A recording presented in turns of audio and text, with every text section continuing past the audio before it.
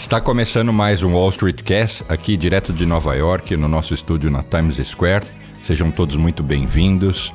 Obrigado pelo carinho e pela audiência de sempre. Eu sou Bruno Corano. Para quem ainda não segue o canal, agora é uma ótima oportunidade. Não esqueçam de ativar o sininho. Para quem quiser também me acompanhar em outras redes, eu sou bem ativo no Instagram, @Bruno Corano, mas também estou presente em todas as outras.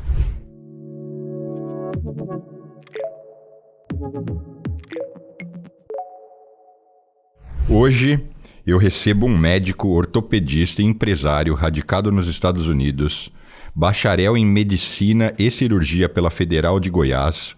Ele é fundador do Instituto Ortopédico de Palmas, também fundou e atua como CEO da MedStation, hub de negócios médicos com sede na Flórida, nascido em Porto Velho, Rondônia. Ele também é palestrante, terapeuta de casais, marido da Gisele, pai e avô. Nem eu sabia que era avô já. Você tá vendo? É, todo no shape. Seja muito bem-vindo, Dr. Neymar Lima, que é meu amigo já de outros verões. Ô Bruno, muito prazer de estar aqui. Estou encantado com esse lugar. Que lugar incrível, quanta tecnologia, quanto movimento, quanta cultura. Esse lugar é muito especial. Obrigado pelo convite. Eu que tenho que agradecer por você estar aqui, ter vindo. Para quem não sabe, o Dr. Neymar, embora ele fique de um estado para o outro, você mora em Miami, né? Sua casa mesmo é Miami, né? Eu moro especificamente em Coconut Creek, que é um subúrbio de Miami, sim, a umas 40 milhas ao norte, do ladinho de Boca Raton. Mas você sabe que para nós que... Me incluo, que não sou de Miami, tudo é Miami. Tudo é Miami. Não, a gente sabe que vai mudando os nomes, né? Então é mais fácil falar. É igual quando me perguntam onde você mora, Nova York. Nova York. E as possibilidades são enormes aqui e as distâncias enormes, né? Muito feliz de estar aqui. Como é que a sua história não é uma história padrão? Você eu nem sabia que você tinha estudado na Federal de Goiás. Sou de Goiás. E aí, por que o seu início... Porque você já me contou isso, mas hoje a gente vai mais a fundo. Uhum. Você se graduou, fechou a malinha e foi lá para o Tocantins? Foi isso? Em setembro de 1993, meu chefe, meu mentor, meu chefe até hoje, da residência, eu fiz residência em Goiânia, ele foi visitar... Você fez em qual lugar, hospital? Eu fiz no Hospital das Clínicas, da UFG, a medicina, mas a residência de ortopedia eu fiz no Instituto Ortopédico de Goiânia. Entendi. Eu gosto muito de ser fiel às origens, aos nomes. E esse chefe da residência, ele foi em setembro de 1993 a Palmas, no Tocantins. Quando ele volta na primeira aula, ele falou assim: eu estou impressionado com o lugar que eu conheci. Lá não tem nada. Mas se eu estivesse formando agora, eu iria para Palmas. Isso era setembro. Mas uma pergunta antes, você era bom aluno? Você era bom aluno para ter entrado numa federal? Eu saí de Porto Velho, Bruno, em 82. E em 82 vim para estudar. Eu tinha um tio que morava em Goiânia. Então você ainda estava menino? Eu cheguei com 15 anos em Goiânia. Tá. Então e aí, durante 2 anos, eu praticava esporte. Na faculdade, eu jogava handebol, xadrez, futebol de campo, atletismo e society. Então, eu sempre pratiquei esporte e estudei. Tá, mas por que você saiu de Porto Velho e foi para Goiânia? Porto Velho era muito pequeno. Porto Velho, em 82, você imagina. Em Porto Velho, eu não sei se mudou agora, até a energia era com termoelétrica. Para você ter uma ideia, em Porto Velho não tinha leite, só tinha leite em pó. Então era cidade. Não chega? Porque não tem ninguém produzindo? Naquela época. Hoje Rondônia, a agricultura e a pecuária é muito forte. E você não tinha faculdades em Porto Velho. Então eu saí para estudar. Mas você saindo ainda menino, você foi fazer colegial. Agora, isso aí tem um negócio muito curioso na minha primeira aula. Mas você foi com seus pais, com todo mundo? Não, fui só. Minha mãe foi lá. E desejo seu ou sua mãe que te demitiu falou, vai moleque, vai ganhar a vida? Nós tínhamos uma segunda geração. Minha família chegou em Porto Velho em 1932 para construir a estrada de ferro madeira Mamoré, que teve até uma série na Globo. E a segunda geração tinha esse desejo. Alguns primos meus tinham ido para pro Rio de Janeiro, porque eu tinha um tio, a gente ia para onde tinha um tio que amparava, que né? arrumava um quarto pra gente. E a casa desse tio do Rio já estava lotada, então sobrava o tio de Goiânia. Minha mãe foi lá, eu nunca tinha visto esse tio. Ó, isso aqui é seu sobrinho, você arruma um quarto aí para ele estudar, e lá fiquei. Então foi ela que te incentivou pensando no seu futuro. Sem dúvida. E você aceitou numa boa ou você foi de cara fechada? Não, as possibilidades em Porto Velho eram nenhuma. Então você É o queria. sonho dos primos. Minha avó teve 250 descendentes dela. Minha avó teve 15 filhos. E o sonho dos primos era poder sair para estudar. Mas é interessante, quando eu cheguei em Goiânia, meu tio me falou o seguinte, ó, para chegar na escola, você pega o ônibus em tal lugar e pergunta pro motorista onde é que tem que descer. Cara, eu nunca tinha andado de ônibus. Eu nunca tinha ido numa cidade grande. E como não tinha esse convívio social, nem família, eu lembro que eu tinha três coisas a fazer. Eu ia à igreja, eu sou da Igreja Batista, eu praticava esporte e eu estudava.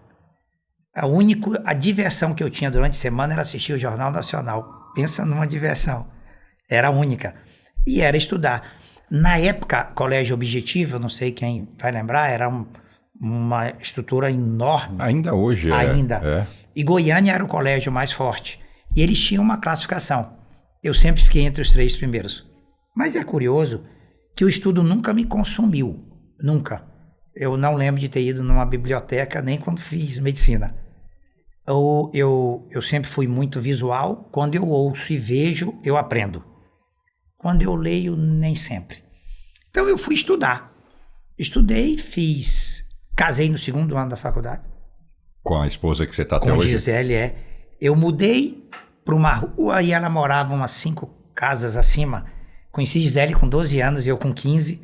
Casamos, eu com 19, ela com 17. Ela no 2º ano de veterinária, eu no 2º ano de medicina. E aí fiz meu primeiro empreendimento. Muito interessante, que as pessoas falam, empreender é vocação, no meu caso foi necessidade. Tinha que sustentar a minha esposa. E eu comprei um pit dog. Para quem é de Goiás, pit dog é um trailer fixo. E a história da compra desse trailer é muito interessante, que o rapaz colocou uma placa lá, vende esse pit dog. E eu precisava trabalhar em alguma coisa. Eu cheguei lá com ele e falei assim, chefe, o senhor está vendendo? Ele está, eu preciso comprar. Ele falou assim, o senhor tem dinheiro? Eu falei, não, dinheiro não tem não. Tem cheque? Cheque também não. Tem CPF? Também não. Mas o senhor vai comprar como? Não, o senhor pode me vender que eu lhe pago. A gente combina um dia que você pode dar quanto de entrada? Nem um centavo, não tem nada. E aí, eu e Gisele começamos no 2º ano da faculdade vendendo sanduíche. Eu fazia e ela servia. Então, vocês se dividiam entre o estudo, entre a aula e o... Federal é período integral. Começávamos às 7 horas da manhã, 6 da tarde acabava a aula, chegava em casa, minha mãe preparava o presunto, a mussarela. Ali eu aprendi, um pouquinho antes do Steve Jobs, a simplificar. Nós tínhamos um tipo de sanduíche, nós vendíamos Coca-Cola e Fanta. Acabou. Mais nada. Só isso. Então, quando a pessoa chegava, ela já sabia. E estava tudo pronto, e a gente ficava até meia-noite, meia-noite e meio, todos os dias, de domingo a domingo. Outro dia, faculdade. E tudo isso para fazer uma grana? Para sobreviver. Aí, lá no 4º ano, eu comprei outro pit dog, agora de sociedade, com um outro colega que fazia medicina também. E comecei a dar plantão na clínica do Dr. Ronaldo Caiado, que hoje é o governador de Goiás. Então, a gente trabalhava no pit dog, dava plantão e compramos mais um pit dog antes de formar. Quando eu entrei na residência, aí não teve jeito. O pit dog, a gente conseguiu juntar um pouco de dinheiro e a residência, durante 3 anos, eu consegui gastar todo o dinheiro que eu tinha. Quando eu terminei a residência no Instituto Ortopédico de Goiânia, nem carro a gente tinha mais, não tinha mais nada, absolutamente nada. Porque você consumiu a grana para viver. Porque na época da residência, na minha residência, era dedicação exclusiva e não podia trabalhar. Não podia trabalhar. E o volume, eu sou o primeiro residente da primeira turma de residente. E aí você me perguntou por que essa dedicação. Durante a residência, eu fui o chefe dos residentes durante 3 anos. E sempre tive, nos meus mentores, um cuidado de prestar atenção no que eles estavam fazendo e falando. Por isso que eu fui parar em Palmas, no Tocantins, graças a um comentário do meu chefe. Nunca tinha ido a Palmas, eu não conhecia o norte de Goiás, eu não tinha nenhum conhecido no Tocantins, eu não sabia como chegar lá. Para chegar lá, tive que ir perguntando, porque eu não tinha GPS na época. Né? E aí você se fez por lá? Como... Cara, Palmas é a minha cidade. Eu digo que eu nasci em Porto Velho, mas eu sou palmense. Quando a gente chegou em Palmas, eu e minha esposa, tinha 900 metros de asfalto. Não faltava água ela e luz. topava tudo. Minha esposa sempre foi uma companheira incrível. Vamos para Palmas, vamos embora. Para Palmas. Ela também não sabia onde que era, não. E nosso filho, quando eu fui para Palmas, ela estava grávida, aí eu devolvi ela para o meu sogro, devolvi com lucro, porque ele me entregou, ela era uma só, eu devolvi 2, e ela ficou na casa do meu sogro por uma simples razão, eu não tinha como sustentá-la. Aí fui para Palmas com um amigo, Palmas não tinha nada. Nós levamos as 2 primeiras caixas cirúrgicas, os campos cirúrgicos, nós tivemos que aprender com uma costureira, os aventais, que eram de pano naquela época, hoje tudo é descartável. Então nós cortamos junto com uma costureira, aprendemos a fazer, e aí nós começamos o Instituto Ortopédico de Palmas. Tem uma foto que você vai amar. Eu acho que eu já vi, é uma foto antiga. 15 metros. Eu comecei o Instituto... Ela era uma sala... 15 metros. Com respeito, eu vou falar isso. Era uma sala zoada. Totalmente. Era uma salinha que tinha uma mesa... Por padrões de hoje, né? Uma mesa, uma cadeira e um aparelho de raio-x. Porque hoje passa na sua clínica, é outro mundo, né? Completamente diferente. Então, minha esposa é impressionante a visão que ela tem da perspectiva de missão. Eu cheguei em Palmas, cara, uma poeira. Não tinha asfalto, não tinha luz, você recebia o salário e não tinha o que comprar para comer, você acredita? Não tinha nada. Caramba. Quando eu cheguei naquele lugar que eu vi aquela poeira, falei, esse é o meu lugar. Aqui dá para construir tudo. Eu tinha um outro mentor, que não é esse, que, na época, o Instituto Ortopédico de Goiânia era o maior serviço de ortopedia do Centro-Oeste. E um dos meus chefes me convidou Capaz que ainda seja, né? Um dos maiores disparado, com certeza. Mas na época, sim, era o maior, sem discussão. Porque Brasília cresceu muito depois disso. Em saúde. E um dos meus chefes me chamou para ser sócio dele. Um outro que era o decano, a gente conversava muito. Falei assim, doutor, Gabriel me chamou para ficar com ele, filho, pega a sua malinha, Palmas. E assim eu fiz. Chegamos, Palmas não tinha nada. Durante 19 anos, eu fui chefe do serviço de ortopedia do hospital público. Interessante. Minhas empresas nunca trabalharam com o governo, mas eu sempre trabalhei no SUS. Dei plantão 19 anos no SUS, o que me ensinou muito e que me ajuda muito nessa realidade de cuidar de brasileiro em solo americano. Então, eu apaixonei por Palmas no primeiro dia. Sou apaixonado até hoje. E aí, aí a clínica foi avançando, porque você já me contou isso, e aí chegou uma hora... Por que você saiu de lá? Quando foi o... Cara, a clínica cresceu. Pra você ter uma ideia, a primeira clínica que você viu, ela... no interior do Brasil, a gente fala assim, para chegar nela, tinha um trieiro no meio do mato, você acredita? Quando chovia, o mato subia, as pessoas tinham que ir afastando o mato para chegar na clínica. E aí, em 2007, eu cheguei em 94, 2007, muitos players começaram a chegar, grandes grupos, e lá a gente precisou tomar uma decisão, transformar a clínica num hospital. E foi uma decisão muito improvável, porque nós saímos de uma área de 600 metros para uma área de 7.000 metros. E aí começam aquelas perguntas. Não tinha recurso, não tinha área e não tinha projeto. E eu fiz algo que, para a época, no meu estado, foi disruptivo. Eu aluguei um lote por 30 anos. Eu não sei quem era mais louco, se eu ou o rapaz que me alugou o lote, porque ele me alugou o lote por 30 anos. Sabe por quê? Porque eu disse a ele que seria um hospital. E seria para beneficiar a cidade. Mas você alugou a terra só a o terra, terreno. Só a terra. Não era o prédio. Não tinha nada. Na verdade, eu aluguei um buraco, porque eu não sabia. Só para nivelar, nós gastamos 220 caminhões de terra. Olha que loucura. Não tinha projeto. Eu aluguei um lote e a partir desse lote comecei a fazer o projeto. E o hospital cresceu demais. Ainda hoje somos o maior serviço de ortopedia e neurocirurgia do Tocantins, sul do Pará, sul da Bahia, oeste do Mato Grosso e sul do Maranhão. Ainda hoje. Não tem nenhum hospital.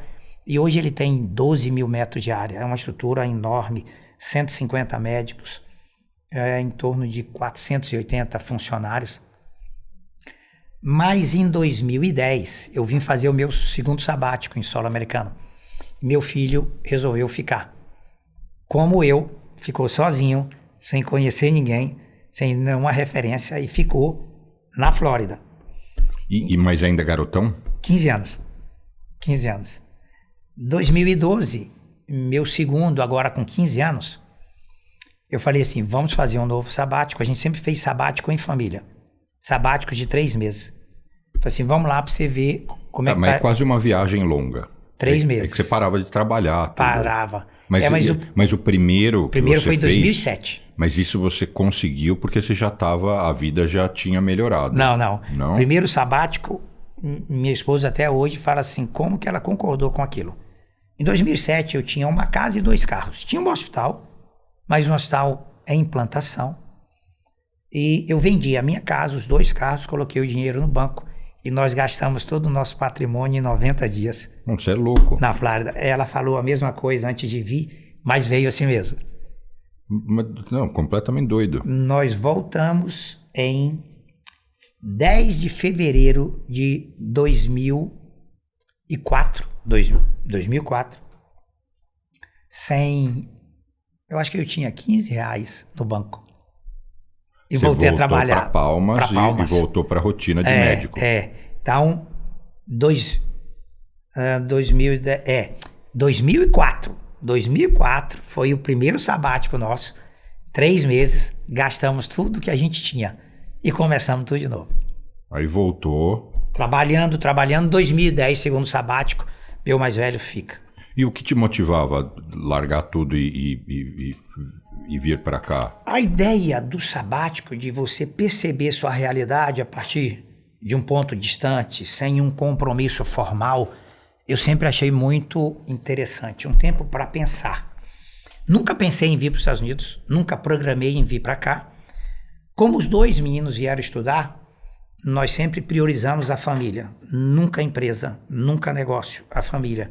E eu e Gisele tínhamos um compromisso que nós teríamos projetos pessoais quando os meninos tivessem terminado a faculdade.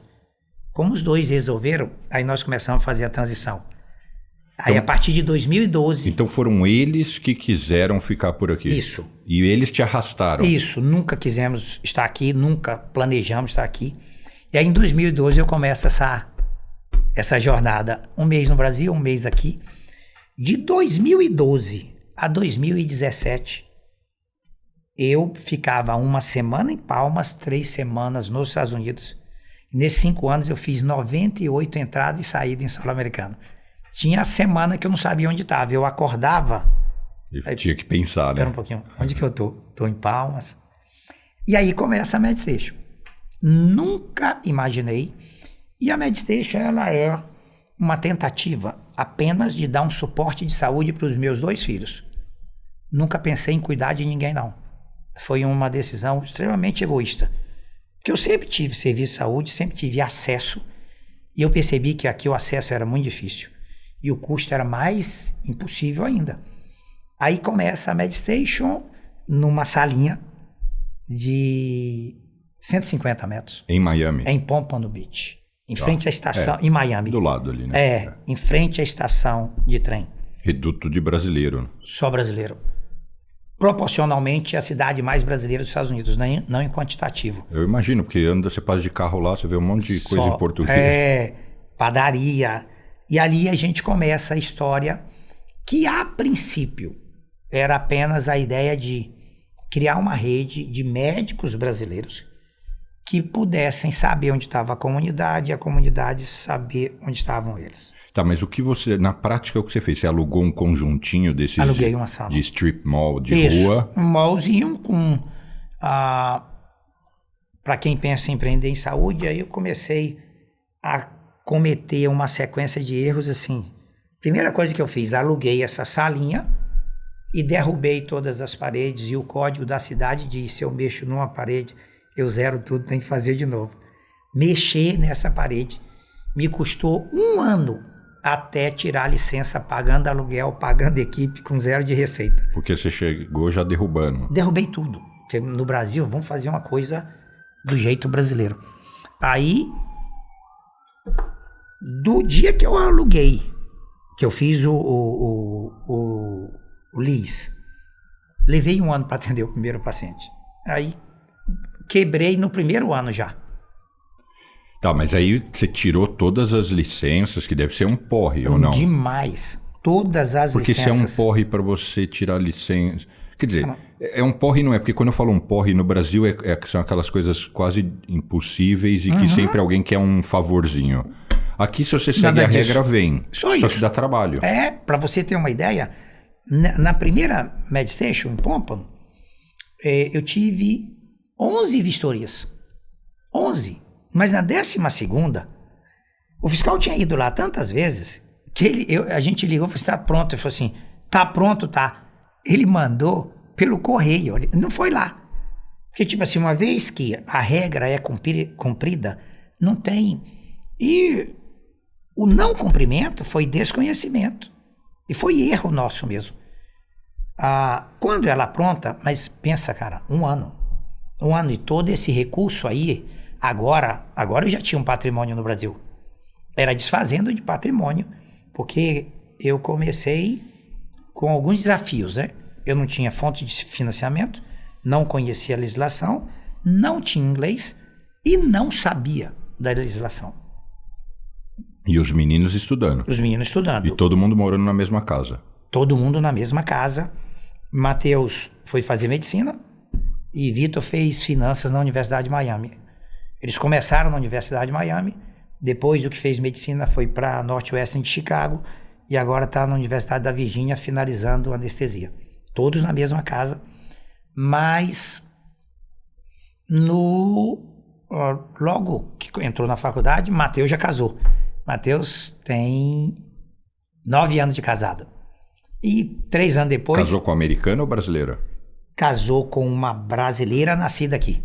Fala português, de uma família tradicional, mas o outro casou com uma americana de família tradicional americana. Aí, como a gente sempre trabalhou em igreja e com casais, lá a regra é casar cedo. Os dois casaram com 21 anos. Caramba. E aí, uma vez que os dois casaram, nós começamos a pensar agora a nossa realidade aqui. E aí, de repente, o que era uma impossibilidade passou a ser visto como uma grande oportunidade. O latino, o brasileiro, ele vê na relação com seus providers de saúde um modelo completamente diferente do modelo americano. Porque o americano é baseado na performance, no resultado, no protocolo e no processo. O brasileiro, ele quer ter uma relação pessoal. Para você ter uma ideia, todos os meus pacientes têm o meu telefone pessoal. E tem o telefone de todos os colaboradores da clínica. Nós os conhecemos pelo nome. Eles nos conhecem pelo nome. Achei uma coisa incrível, né, cara? Nos Estados Unidos, 3 semanas atrás, chega uma senhora, me para na recepção da clínica. Ô, doutor, eu queria falar com o senhor. Pois não. Eu trouxe uns ovinhos de codorna para o senhor. Isso é típico brasileiro. Trazer um presente, né? E um presente algo que a pessoa valoriza, né? Ela cria codorna em casa. Não é uma coisa, ela não foi no Publix, ela não foi no Walmart, não. Ela cria, assim, eu trouxe pelo senhor pela maneira como vocês cuidam da minha mãe. Ela nem é paciente. Não é interessante? Então é incrível que o brasileiro, o provider, o médico para ele, é alguém que faz parte da família. Que ele aqui o serviço de saúde é estranho. Completamente. Eu não vou dizer que é ruim, porque quem sou eu? Você... Não é. Muito mas bom. é estranho. Completamente diferente. Então, eu vou te dizer, aí o que eu vou falar, lógico, quem está assistindo não sabe, lógico que você sabe. Eu já tive, lógico, muitos anos aqui, já fui parar no médico. Primeira coisa é um tratamento super seco já desde a recepção. Preenche a ficha aqui e tal, aguarda. Assim, simpatia zero, típico americano. Só drive license. Não fala nem oi, né? Não, só drive license. Aí, tudo bem. Aí chega uma hora que te chamam, você entra numa sala e você fala, não tem mesa. Tem só uma maca, né? Uma maca que é... inclinada. Que vira meio que é uma maca, mas não totalmente flat, né? É isso. Todas as Aí clínicas. ela fala, fica aqui. Aí você fica, né? Quase como assim, já você examinar. Por favor, vendo se tem alguma câmera para te olhar, né? Diferente. Aí chega o cara o médico e senta do seu lado. E mal olha para você, porque ele conversa com você trabalhando no computador. Mas esse é um desafio. 30% do tempo de um médico nos Estados Unidos é consumido preenchendo coisa. Então ele não tem tempo para você. E essa questão do olhar... Ele não é uma mesa, quase que o sentimento é esse. Espera, mas primeiro eu quero te contar o que eu tenho. Quero falar com você. Não dá tempo. Eu lembro que eu estava numa consulta e você sabe que aqui tem um tempo médio. E eu lembro que a enfermeira entrou e falou assim, doutora, a consulta acabou. Cara, tem lógica um negócio desse. A médica levantou e foi embora. Se eu tiver alguma dúvida, fala com a nurse practitioner ou fala com a PA. O que é PA? Existem várias licenças que são de suporte à atividade médica. Então você tem house physician, são licenças específicas que determinam uma lista de ações que aquela pessoa pode fazer. O PA chama Physician Assistant. Certo. E é uma licença que não existe no Brasil. É muito comum que médicos estrangeiros, não conseguindo revalidar, tirem essa licença.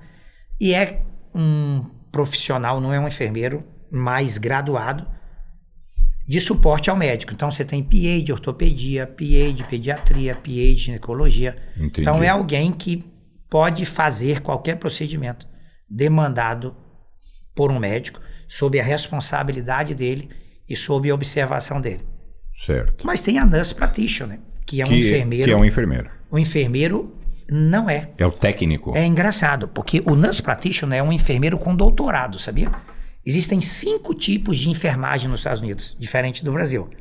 Então você tem o enfermeiro no básico, que a gente chama de RN. Você tem o nurse, que já pode fazer algumas prescrições, discutir alguns procedimentos. E esse é uma licença de mestrado. Você tem o nurse practitioner, que é um enfermeiro com doutorado. Na maior parte dos estados americanos, o nurse practitioner, hoje, ele é o clínico geral. Porque o MD americano... Que é o medical doctor. Não quer mais fazer clínica. Então, a maioria dos urgent care e dos plantões de hospitais hoje, quem dá o plantão é o nurse practitioner. Nossa, eu não tinha ideia disso. É o nurse com doutorado. Porque o que tipo de serviço médico eu já usei aqui? Eu já fui no endócrino, já fui no oftalmo e já fui parar no hospital 2 vezes na emergência porque caí de bicicleta ou me machuquei no jiu-jitsu. Então, foi essa a minha experiência. No hospital, como eu fui no endócrino e no oftalmo, você foi no especialista. E como eu fui parar no hospital, aí vem um monte de gente, né? Mas vem um médico. Mas eu nunca fui nessas clínicas, porque aqui é dominado pelas clínicas. Essa urgência, a priori, esse primeiro atendimento, hoje, em boa parte dos estados e dos serviços, é o nurse practitioner que faz. E aí ele vai graduando a necessidade de mais profissionais ou não, eu fiz um apendicite, operei no Broward, e os plantonistas eram nurse practitioner. Aí você tem um médico. Aí veio um cirurgião. Sim, para fazer o procedimento. Anestesista. Aí eles vão fazendo essa graduação. Mas nós estamos num momento da história americana que faltam profissionais de saúde em todos os estados. Até 2030, acredita-se com um déficit de 100 mil médicos. e 250 enfermeiros. Você Mas imagina? já considerando... Agora. Mas já... Isso é o status hoje? Hoje... Ou é já considerando que vai importar um monte de gringo? Não. Hoje a falta é de qualquer profissional. Falta técnico de gesso, falta enfermeiro, falta médicos, faltam fisioterapeutas, falta odontólogo, falta tudo. Até 2030, aí vai ser um caos.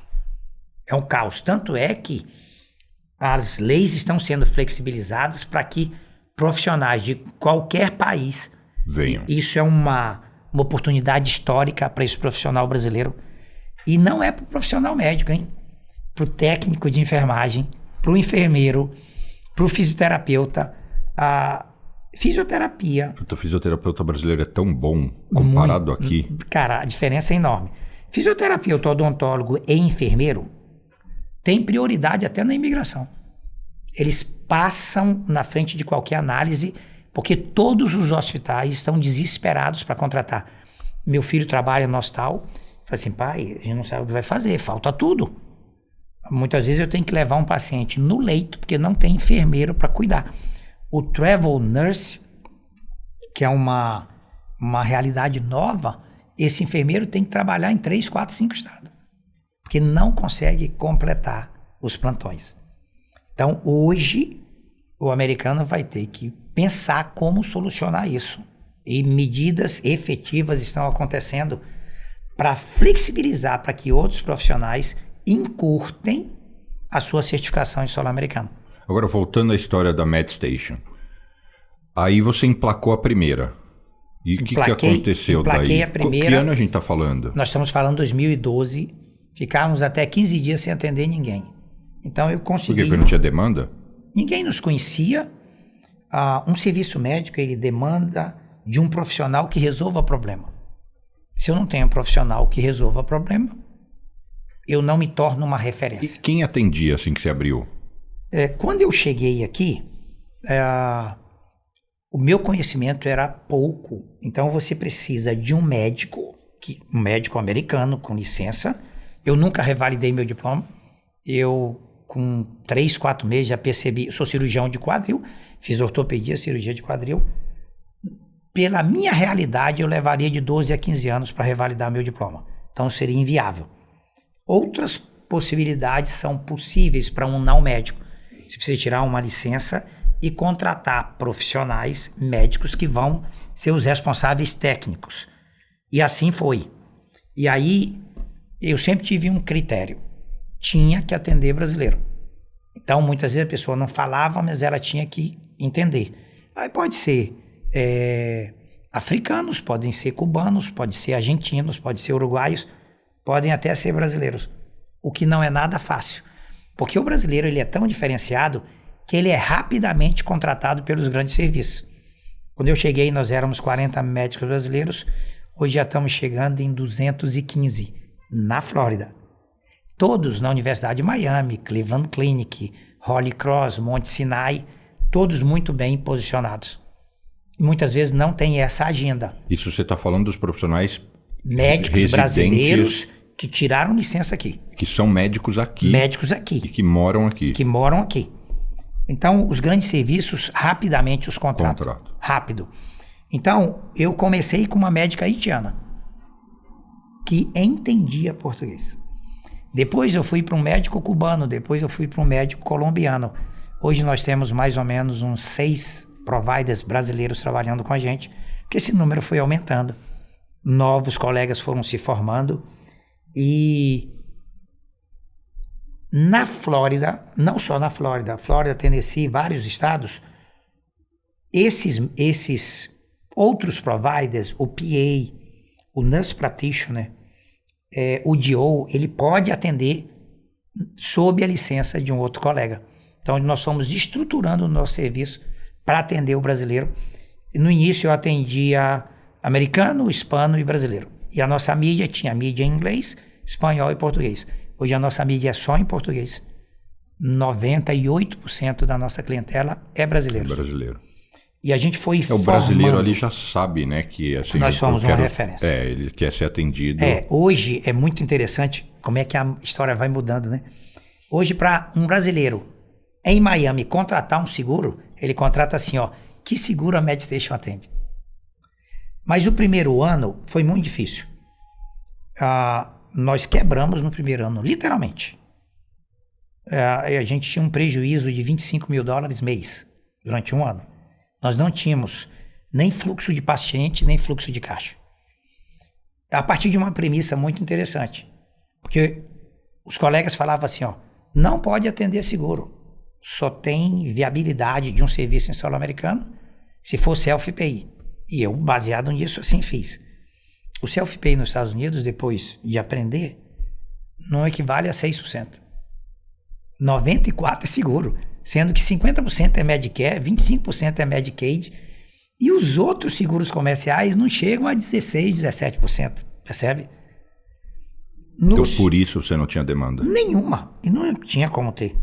Segundo ano, a mesma história, eu consegui aumentar um pouco o fluxo, mas prejuízo, diminuí o prejuízo, quebrei de novo. No terceiro, a mesma coisa, aí eu parei e falei assim, tem alguma coisa que não está funcionando. Sem seguro é impossível. A partir do terceiro ano que eu comecei a credenciar os seguros. Hoje nós atendemos praticamente os principais seguros da Flórida. E eles pagam bem a clínica? Todo seguro paga mal. Tanto no Brasil quanto aqui. O melhor seguro, e é onde o sistema de saúde americano se estrutura, é o Medicare. Mas o Medicare tem algumas características muito particulares. Porque o modelo de saúde americano, ele é estruturado para tratar a doença. E desde o primeiro dia, nós escolhemos cuidar da saúde. Isso é um dogma. Isso é uma mudança radical. Então, toda a monetização de saúde no mundo é para tratar uma doença. É para tratar o diabetes, é para tratar a hipertensão, é para tratar o câncer, é para operar artrose. Você quer dizer que não é feita prevenção? Não. Tá.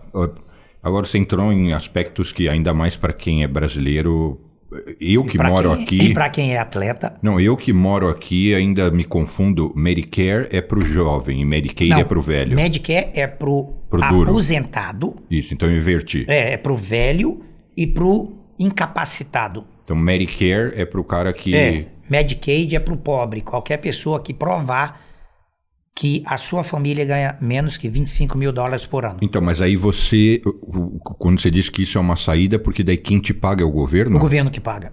E é tudo de graça para essas pessoas. Mas ainda assim a pessoa está cadastrada no serviço social. Tem que estar cadastrado. E você tem que provar, no caso do Medicaid, que você é pobre. Então, ou seja, o cara é duro...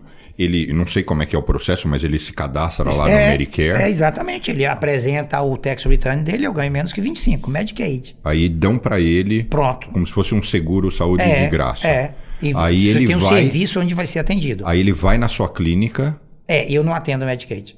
Nem vou atender. Não. Mas você atende... Medicare eu atendo com algum cuidado. Por quê? O Medicare é para tratar a doença. Então você atende principalmente seguro, saúde privado? Não, os comerciais privados é o que eu atendo. Entendi. United Health, United, a Aetna, Cigna, Ambetter, Oscar, que são os principais da região. Isso muda aqui na Califórnia, aí já tem casa permanente. Dependendo da região, isso vai mudando. Mas você falou que eles pagam mal. Todo seguro paga mal. E o que melhor paga é o Medicare. Mas que é o que você não atende? Não. Então por que você não atende? O desenho do Medicare é pro idoso, percebe? O idoso trata o quê? Doença. Não é o meu foco, não é o meu core. O meu foco é cuidar de saúde. Então, basicamente, hoje, nós temos 4 pilares na MedStation. A estética, o laboratório, o emagrecimento e a reposição hormonal. Os estudos mostram que... Então não é igual uma... Sabe o CityMD? Tem CityMD na Flórida? Não. Mas você sabe, enfim... Porque aqui é uma, talvez a maior rede, que é para quando você tá doente. Pode ser uma doença boba, do tipo, eu tô com a garganta inflamada, catarro, preciso de um antibiótico. O seu foco não é esse. Não é esse. Nós tratamos. Qual que é a diferença da maioria das redes, que é um urgent care? Ela trata sintomático. O urgent care trata a febre, a dor na coluna, a dor de cabeça, mas ela não continua. Você vai lá, ela vai resolver seu problema, você sai de lá sem dor. Tá. Mas não há... Você está no assintomático. Exatamente. Você está onde está o dinheiro. Ó, e mais ainda, a nossa proposta é, a gente não dá alta para paciente. Eu não sei se você já tratou aqui, há uma urgência de dar alta para você. Ele quer você bem. E tchau. Eu fiz apendicite, operei, tirei o ponto, virei pro doutor e falei assim, doutor, eu volto quando? Nunca mais. Ele falou assim, quando você quiser. Eu falei assim, mas aonde? Onde você quiser. Tipo assim, cara, eu te operei, você tá vivo. Tchau. Tchau, meu irmão. Vai viver. Tchau. No caso nosso, eu entendo que saúde é para a vida inteira. E agora, a grande discussão do Bezos, do Kurzweil, é longevidade. Os neurocientistas dizem que o homem que vai viver 150 anos já nasceu. Eu não vejo porque não vai ser um de nós. Para você viver 150 anos, você vai precisar de algumas coisas. Célula germinativa, célula embrionária e reposição hormonal. Hormônio é vida. Então, hormônio antigamente era para quando estava faltando. Hormônio hoje é uma discussão que a indústria não para de pesquisar como renovar essa célula que está morrendo. Então, suas áreas, reposição hormonal, emagrecimento... laboratório, estética. Laboratório são exames laboratoriais. Porque como estética, você diz o quê? Fazemos tudo. Botox, preenchimento, fio de PDO, tudo que é muito interessante, né? Eu digo que a MedStation, ela existe para cuidar de uma família, não de um nicho. Porque o americano, você atende homem ou mulher? Não, a gente atende uma família. Então a gente tem o laboratório, para o garoto que está começando, para o school físico, percebe? A gente tem para a mulher brasileira, latina, estética para ela, saúde, e é mesmo. Nós temos o emagrecimento, que é um problema mundial. A obesidade hoje mata mais do que a desnutrição. E nós temos a reposição hormonal, que é a longevidade. E é algo assim que eu sou encantado. Hoje as pessoas não querem viver muito, elas querem viver bem. Ter muitos anos não lhe interessa. As pessoas querem ter muitos anos e ter uma qualidade de vida compatível com as suas aspirações. E aí, vamos agora, isso aqui vai dar um corte excepcional. Aqui nos Estados Unidos, o que eu sempre ouvi é que o portfólio de drogas hormonais é assim, gigante, comparado ao Brasil. Eu não sei, no Brasil tem o Deca, o A e o B, e acabou. E aqui você tem um monte. Procede isso? Além de proceder, você está falando de bom e ruim. O americano em tecnologia, ele tem tudo que há de melhor. Ele tem sempre as melhores drogas, as melhores máquinas, as melhores técnicas. Tudo que houver de vanguarda está nesse país. Eu acho que a grande questão é que o americano, na perspectiva de escala, ele precisa padronizar tudo. Ele precisa ter um processo replicável, porque senão você não escala. Eu acho que a grande que do profissional brasileiro é isso. Porque nós, o grande que do nosso conhecimento é customizar tudo. Então é usar todo esse recurso e customizar para o Bruno, customizar para o João, customizar para o Fernando. Então eu acho que o grande desafio aí é, com todas as possibilidades de técnica, de equipamento e de possibilidades farmacológicas, como customizar para uma pessoa, conhecendo ela, falando o nome dela. Por isso a importância do laboratório.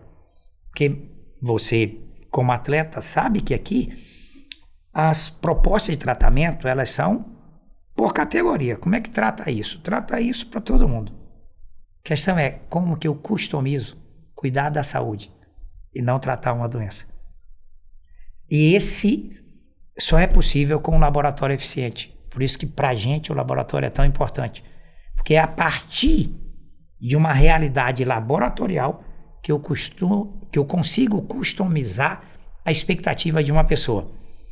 É muito interessante que tem um TED que fala sobre o paradoxo da escolha.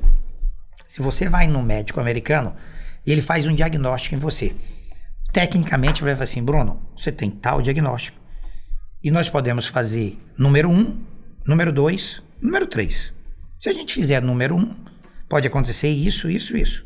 Se a gente fizer o número 2, pode acontecer isso, isso, isso. Se a gente fizer o número 3, o que você quer fazer?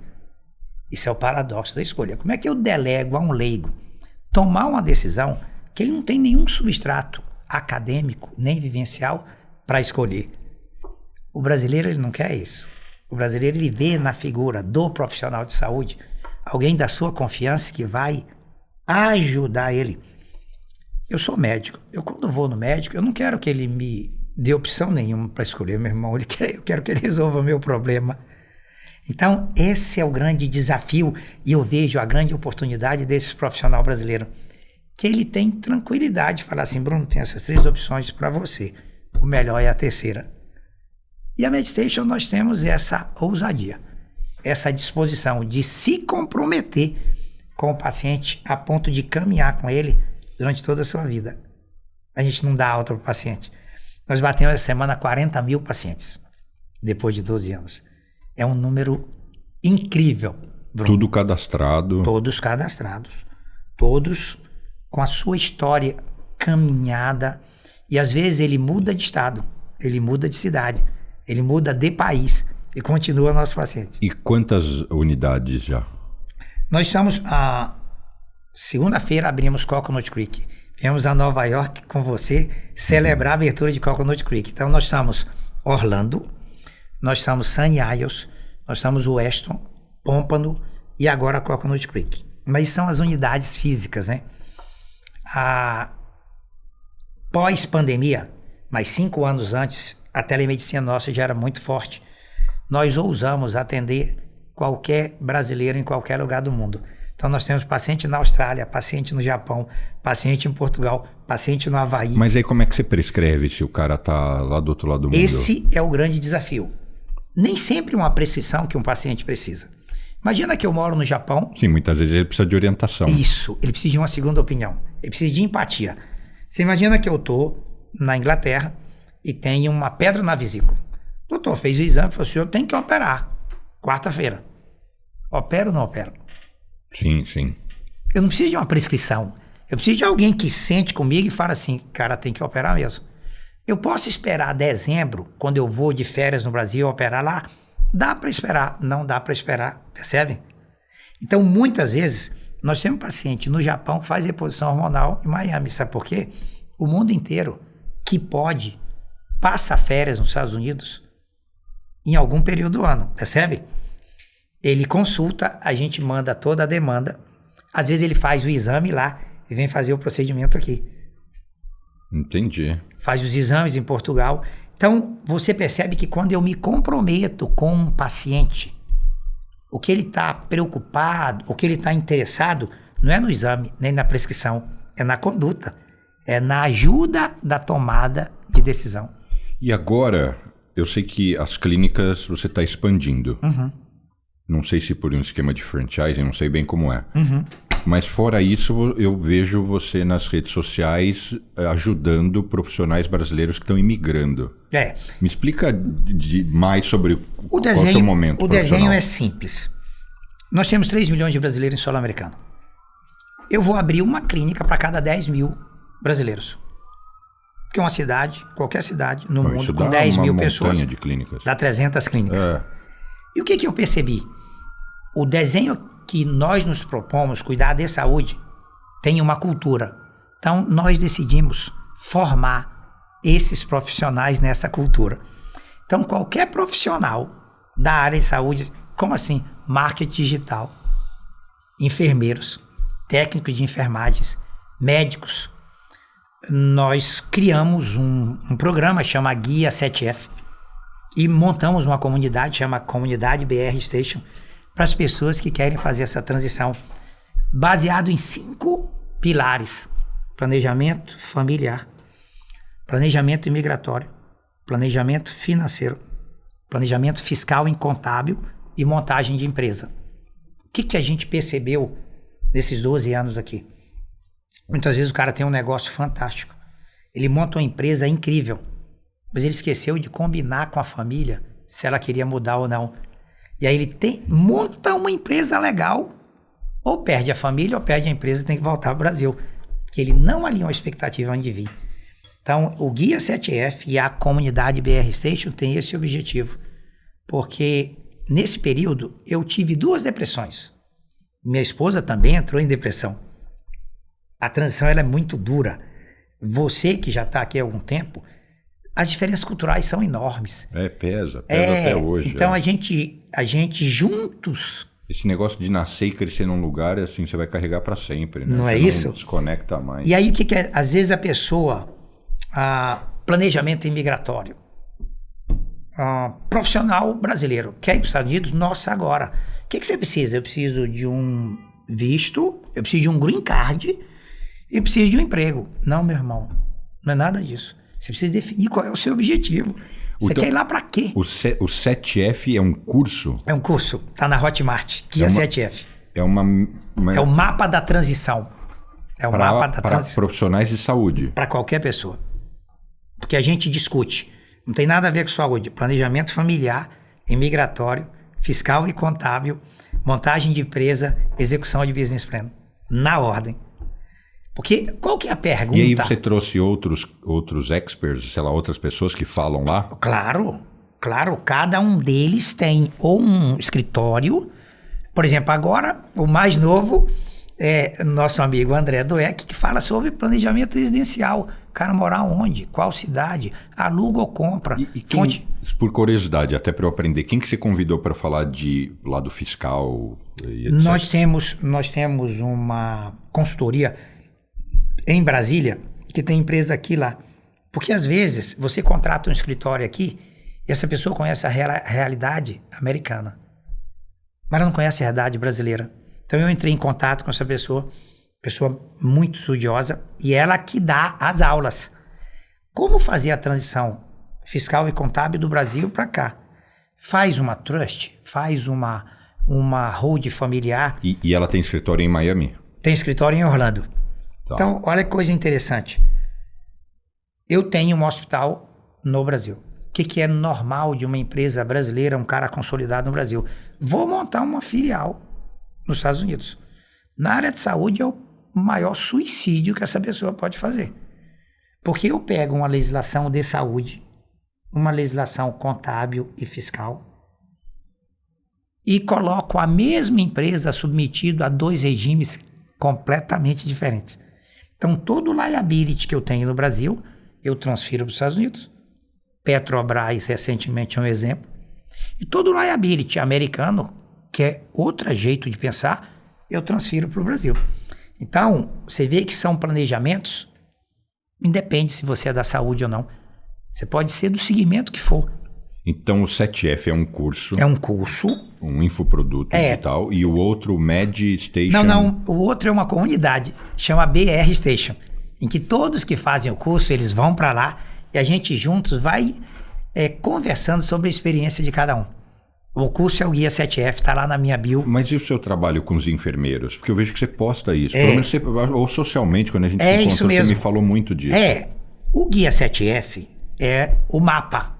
Só que, para quem é da área da saúde, aí eu tenho uma jornada, que é um plano de carreira. Esse plano de carreira vai discutir agora com o profissional de saúde qual é o visto ideal, qual é a licença que ele tiver, e entendo o Work Permit e a licença, a priori ele já vem para trabalhar na MedStation. Nós estamos formando as nossas equipes. Entendi. A enfermagem, o social media, o médico. Hoje eu tenho 17 médicos brasileiros fazendo essa jornada, tirando uma licença de provider para trabalhar na MedStation. Sabe o que é curioso? A lei americana permite que, uma vez que eu esteja numa escola americana e ela me autorize, esse profissional que está estudando, ele pode fazer estágio na sua área. Então ele vem do Brasil para essa escola americana que autoriza que ele faça estágio na própria MedStation. Quem está assistindo, se quiser, você tem tempo para, sei lá, mentorar alguém, atender alguém? Porque outro dia eu peguei um médico meu e você falou, Bruno, eu atendo ele. É verdade. Não sei se é porque era meu amigo e porque a gente é amigo. Bruno, eu atendo no meu direct todo mundo. Eu trabalhei muito no SUS, muito. E a gente vê o sofrimento que é uma pessoa que precisa de uma informação e de um cuidado e não tem. Eu não consigo fazer uma jornada prolongada, mas eu falo com todas as pessoas. Agora, é óbvio, o Guia 7F são 59 aulas. Eu não consigo passar uma a uma, mesmo porque já está gravado, eu tenho uma equipe grande para fazer isso. Mas qualquer pessoa pode ir lá na bio para ver como é que funciona, como que entra na BR Station, e pode mandar uma mensagem que eu gasto um tempo enorme, mas eu respondo a todas as pessoas. Meus colaboradores falam assim, doutor, quantas horas tem seu dia? Eu multiplico elas. Eu lembro, essa questão do cuidado é algo tão forte para mim. Eu estava dando num plantão no SUS, e uma pessoa chegou para ser atendida, falou assim, doutor, o senhor pode me ajudar? Cara, não estava agendado, tudo fora de hora, ela destruiu o meu plantão. Eu gastei 2h30 tentando resolver o problema daquela pessoa e não consegui. Eu falei, senhora, desculpa, eu não tenho como ajudar a senhora. Ela falou assim, eu queria agradecer ao senhor. Eu falei, agradecer o quê, né? Não resolvi nada. Falou assim, o senhor é a 27ª pessoa que me atende nesse hospital. A mulher contou. 27ª. O senhor é a primeira pessoa que olha para mim. Percebe a questão de se importar? Não resolvi nada. Mas ela percebeu que eu me dispus a entender e resolver aquele problema.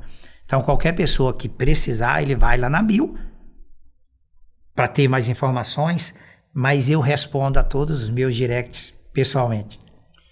E para a gente, talvez seja a minha última pergunta, para a gente encaminhar o papo aqui para um grande finale. A Flórida é um grande reduto de brasileiros. Sim. Mas você já está com os seus tentáculos lá espalhando. Uhum. Massachusetts e aqui, Nova York, grande Nova York, né? Sim. Nova York, Sim. New Jersey também. Inclusive, falam que aqui tem mais brasileiro que lá. Eu acho que não. Mas eu já vi notícias assim, não sei se procede. Teoricamente, aqui tem 500 mil brasileiros.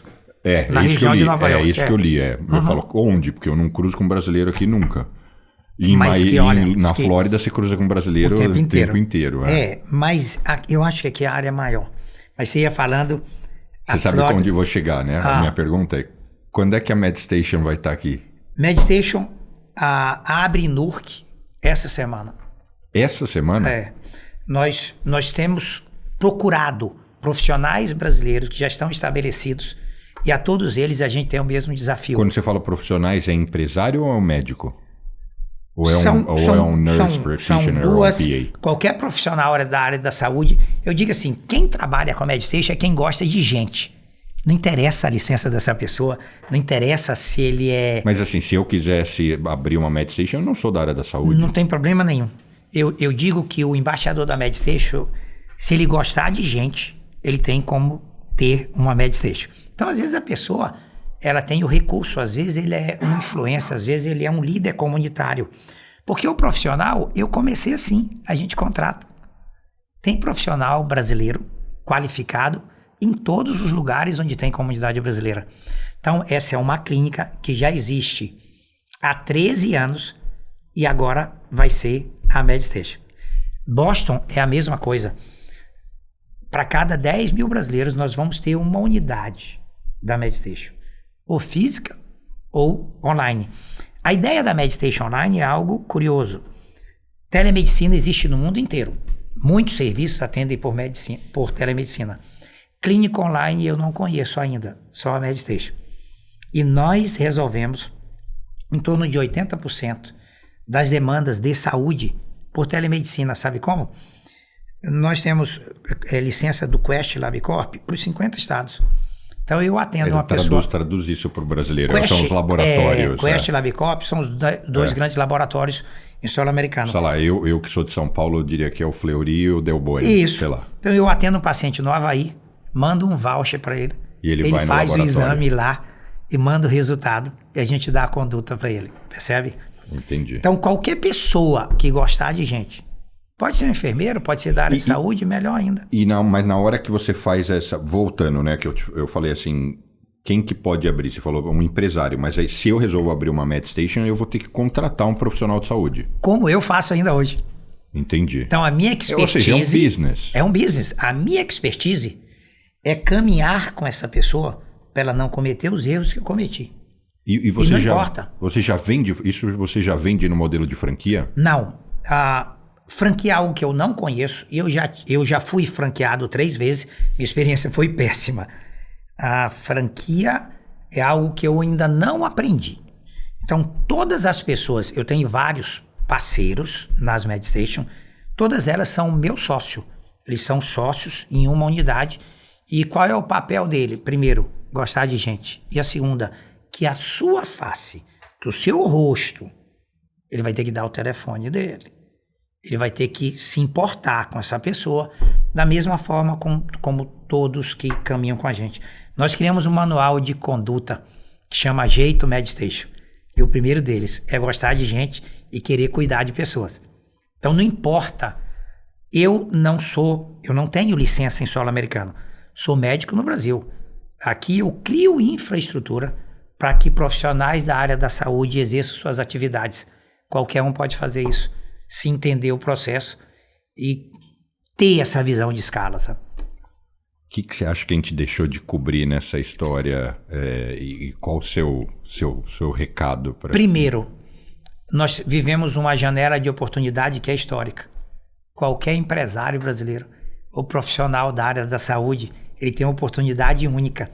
As leis se flexibilizaram e hoje, Tennessee e Flórida, um profissional da área da saúde não precisa mais fazer residência, médico. Só precisa revalidar o diploma. Ele precisa passar nos steps, precisa revalidar, mas não precisa fazer residência. Mas você não vai acreditar, um enfermeiro não precisa mais de inglês, não precisa estar nem aqui, não precisa de visto. Ele revalida a sua licença online do Brasil, precisa apenas do passaporte. E atua de lá remotamente? Isso tranquilamente, se for o caso, para a indústria farmacêutica. Mas tendo a licença, ele dá entrada no Green Card e é 100% de aceitação. Para isso ele vai ter que contratar um advogado. Ele vai ter. Mas ele já vem empregado, porque qualquer hospital vai contratar ele. E enfermeiro ganha bem aqui, Pensa né? bem, R$ 2.500 o salário médio de um enfermeiro no Brasil. $5.000 o salário do enfermeiro nos Estados Unidos. Nós estamos falando de R$30 mil. Todos os hospitais precisam de enfermeiro. Então temos uma oportunidade ímpar. Mas quem não é da área de saúde? É $5.000 por uma jornada curta, não? Muito curta. Muito curta. É porque, pelo menos aqui nessa região, os enfermeiros ganham muito mais que isso. Eu sei. Mas Eu tô falando assim, média nacional, né? Sabe quanto que ganha um travel nurse? Entre 15 e 20 mil dólares por mês. Enfermeiro aqui em Nova York é de 10 para cima. Eu sei. 10, 12, eu 15. Sei. Agora, a gente não fala por mês, né? Mas assim, e o nurse practitioner, que é o enfermeiro com doutorado, não tem teto. Porque como ele pode atuar como um técnico, ele pode fazer estética ou pode fazer reposição hormonal. Eu conheço uma nurse practitioner em Fort Lauderdale, americana, que ela tem um faturamento de $350 mil mês. Só fazendo reposição hormonal. Não é incrível? Então, eu venho aqui desde 2003. Nós estamos em 2024. São 31 anos. Eu nunca vi nada parecido. Então temos E essa pessoa que está vindo, ele precisa de contador, ele precisa de mídia digital, ele precisa. Então nunca tantos profissionais brasileiros foram demandados em solo americano. Então se a pessoa tem essa visão, se ela tem essa disposição de crescer, de globalizar sua carreira, de dar à sua família uma experiência única, o momento é agora. Sensacional. Queria agradecer muito a sua feliz. visita, o papo. Onde as pessoas te acham nas redes sociais? DR Neymar Lima no Instagram, que é o mais simples. Neymar com Y. Com Y e MedStation Oficial. Agora, uma coisinha. O trabalho que você faz... Há 15 anos que eu converso na comunidade brasileira a importância de um trabalho como o seu e grandes players que no seu segmento... Você diz no de finanças? De estar discutindo que o que você fez, o que grandes advogados fizeram, o que a MedStation está fazendo, ela é acessível a todos nós. Eu sei que você tem, nos últimos anos, gasta um tempo educando, informando. Eu queria parabenizar por essa oportunidade. A honra é toda minha te receber. Eu acho que a mensagem que fica aqui, e eu acho que por isso que eu acho que esse programa foi especial, é a visão que muito brasileiro tem que ainda assim, imigrar não é para mim. É muito difícil, é inacessível, ou eu tenho que... Formação tá na mesa, tem que vir pelo México, não tem precisa. que contratar o coiote. Mais caro, né? Muito mais caro. Mais caro e dá tudo errado. Faz o menor sentido. Tem como fazer de uma forma profissional. É uma questão da pessoa se planejar, se qualificar e ela vai conseguir. O mercado americano tem espaço e ele nos quer. Nós resolvemos muito problema. Sensacional. Resolvemos muito problema. Então, muitíssimo obrigado. Ô, Bruno. Alegria minha. E obrigado também a você que nos acompanhou até aqui. Se você ainda não deixou seu like, um ótimo momento. Não esqueçam de seguir o canal. Obrigado pelo carinho, pela audiência. Me acompanhem nas outras redes, @Bruno Corano. E até a semana que vem. Obrigado.